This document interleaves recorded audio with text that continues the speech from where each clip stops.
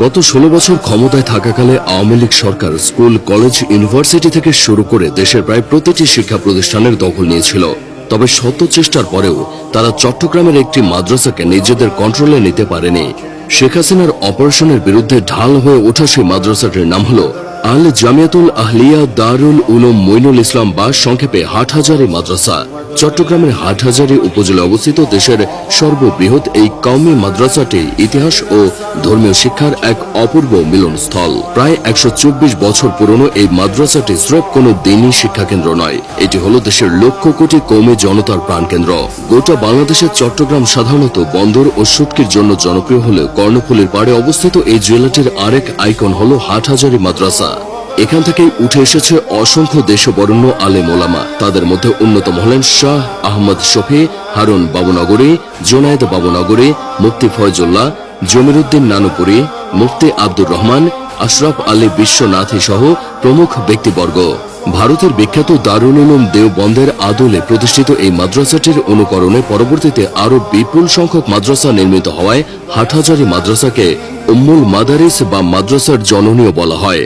হাটহাজারী মাদ্রাসার প্রতিষ্ঠাকালীন সময়ে এই অঞ্চলের ইসলামিক শিক্ষার অবস্থা ছিল খুবই বেহাল, যা দেখে চট্টগ্রাম জেলার প্রখ্যাত কয়েকজন আলেম ভারতের দেওবন্দ মাদ্রাসার অনুকরণে মাদ্রাসাটি প্রতিষ্ঠার সিদ্ধান্ত নেন। পরবর্তীতে মাদ্রাসা স্থাপনের জন্য জমি দান করেন গোলবদন জমিদার। তার দানকৃত জায়গার উপরে 1901 সালে এই মাদ্রাসা নির্মাণ করা হয়। সে সময় এটির নাম দেওয়া হয় আল জামিয়াতুল আহলিয়া দারুল উলুম মঈনুল ইসলাম।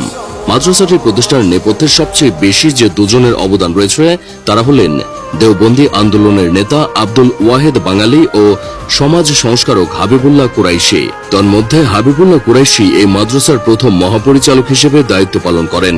1941 সালে তার মৃত্যুর পর হাটহাজারী মাদ্রাসার মহাপরিচালকের দায়িত্ব গ্রহণ করেন শাহ আব্দুল ওয়াহাব। তবে সে বছরই তৎকালীন ব্রিটিশ সরকার ষড়যন্ত্র করে মাদ্রাসাটি বন্ধ করে দেয়। তবে শাহ আব্দুল ওয়াহাব স্ব-উদ্যোগে ব্রিটিশদের বিরুদ্ধে মামলা করেন এবং বছরখানেক পর সেই মামলায় জয়ী হয়ে মাদ্রাসাটি পুনরায় চালু করেন। এই কারণে তাকে হাটহাজারী মাদ্রাসার দ্বিতীয় স্থপতিও বলা হয়। শাহ আব্দুল ওয়াহাব 40 বছরের আমলে মাদ্রাসাটির অভূতপূর্ব উন্নতি সাধিত হয়েছিল। তার প্রচেষ্টার ফলেই এই মাদ্রাসা জাতীয় স্তরে উন্নীত হয়। শাহ আব্দুল ওয়াহাবি মাদ্রাসাটির নাম আল জামিয়াতুল আহলিয়া দারুল উলুম মঈনুল ইসলাম হতে বদলে বর্তমান নামটি রাখেন। 4.43 একর আয়তনের এই মাদ্রাসাটি 124 বছরের পথ চলায় অসংখ্য আলেমের জন্ম দিয়েছে।